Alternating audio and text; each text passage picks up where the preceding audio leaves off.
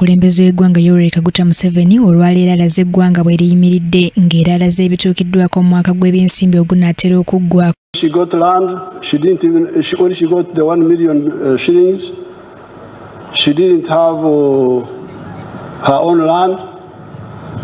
She had to go and hire 3 acres from somebody else, grow maize, sell the maize,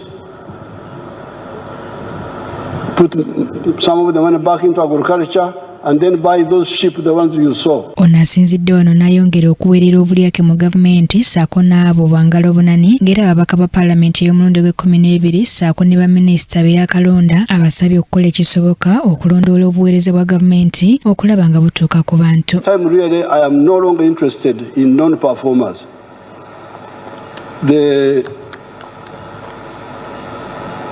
Either you lead or you stay in your home. Don't try to be a leader when you are not. When you don't care about the people. Okusooka omukubiriza wa palamenti Jacob Oboth alambuludde ku bisuubirwa mu palamenti ey'omulundi ogw'e12 era nga yeebazizza gavumenti olw'okulwana okukuuma eggwanga naddala nga waliwo ebirwadde ebirizinzeeko. Thank you, Your Excellency, and all dignitaries and invited guests for gracing this function. And my appeal to you all, honorable members of the Parliament, let's stand to be counted, to be the members of Parliament who will sleep no more, to be the members of Parliament who will be remembered for waking up ourselves and waking up our people towards the money economy. Kati oluvannyuma ababaka ba palamenti abenjawulo saako ne baminisita baweze okuyambako omukulembeze w'eggwanga mu lutalo lw'okulwanyisa enguzi ng'era batubulidde nti bakukola ekisoboka okukakasa nti enteekateeka za gavumenti eziruubirira okujja abantu mu bwavu zituukirira. His Excellency Yoweri Kaguta Museveni, Pulezidenti waffe omulungi, buli lwayimirira mu maaso gaffe lwayimirira eri eggwanga atusomesa. Naye nyongera okukkaatiriza n'okuggumiza nga ngamba abantu nti ekitono ky'olina kisobola okuvamu ekinene. Bw'oba ogoberedde okusomesa kwa muzeeyi okuva lwe yatandika nti ne bw'oba olina 5 ku 10 esobola okuvaamu kapito ate n'ogula ettaka eddene ne weeyongera. Ne bw'oba olina ataddeko kiripu y'omukyala yatandika n'endiga naye olwaliro kati takyatunda ki ndiga project yagejja. So ne bw'oba olina kitono abalina omukisa nga mulina ku mataka agawerako weza abantu bagakozesa. Omuntu osobola okulunda ente kye tuyita zero grazing ez'amata ng'olina hafaneko bakotaneka n'oba ng'ofuna ssente buli lunaku mu mata. Kati ffe tugenda kusomesa abantu kunyweza bwannannyini ku ttaka naye n'okukolera ku ttaka. Ayogedde ku families obutatematema mu ttaka agambye bakole kampani. Bwe bakola kampani basobola n'ogiteeka mu trustee ne liba ng'ettaka lyabwe likuumibwa wamu ne balikolerako wamu nga families ne basigala nga balifunamu naye ng'ate terigenze. All the time Mzee comes and shows us videos of people who have done something.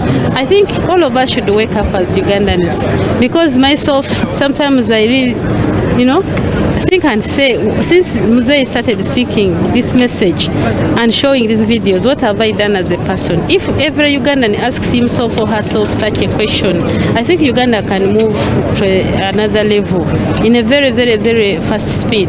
So I think to speed up this, Ugandans wake up, everyone rise up on your feet, do something, however small you start with. Kulembeze yali baddenga kira nyo wala kulembeze ngera bakodo nnyo tayagala kuvaako kantu konna abagamba Museveni kampe gavumenti ketuwe bwe batekuwadde kutwala kako gwe ng'omukulembeze bateerewo ekyokukola ne basobola okujja ensako.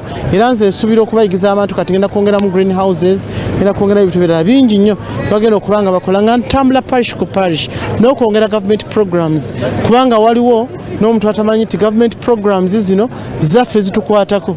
Tumanyi kiri mu masomero, tumanyi kiri mu malwaliro, naye nga bw'ogamba nti PDM abantu bange bali benefitinze bw'obasomesa kuba osobola okusanga omukyala omubuuza PDM kye kinaga si kimanyi.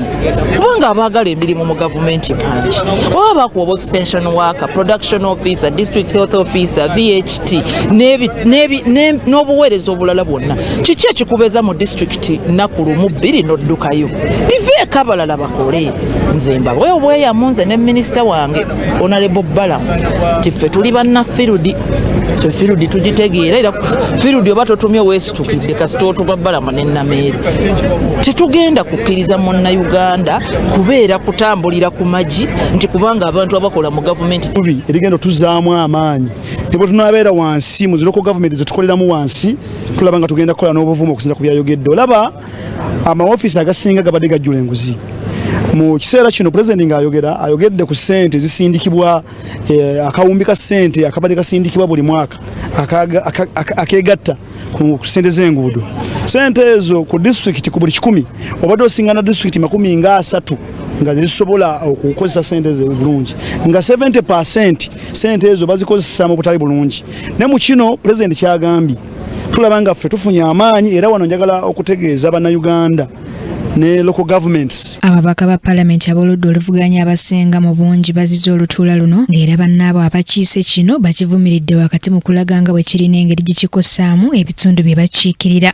Zitekayo ku akawunti zaabo wadde nga tebazze eriyo agenda okuzzaayo alawensi z'olutuula lwa leero ow'opposition simanya n'opuwakina biki tebazze naye ate alawensi z'olutuula luno bagenda zibateera ku akawunti era bajja ziri kyova olabanga njozaayo z'abopposition era mbeebaza abamu bambi nyina abakyala bendabyewo bahonorable Lusebaani webali abatonotono abeefuddiisa aba UPC abazze wano ne bawuliriza kuba kati bino bya buweereza eno si political rally wano tubadde mu buweereza pulezidenti awa state of the nation address emirundi ebiri mu myaka 5 kulwange ndowooza nti wamala okuwangula oba owangudde gavumenti eyo ebeera eriko era singa ababaka babadde bakimanyi baali badde nga tebafaayo kuba ffena tugenda kusavingira mu gavumenti emu bw'ogamba nti tetujja agenda kuza bigambo bye ng'ate ebirala ojja bikkiriza kiba kikyamu kubanga era of course bagenda kufuna salary bagenda kuba bakola batya era amateeka ga gavumenti ge bagenda okuyitiramu siraba lwaki agamba nti sijja kujja. Kabagayi Mary Ross ne Sebugenyi Joseph, Korakai TV, amalindire.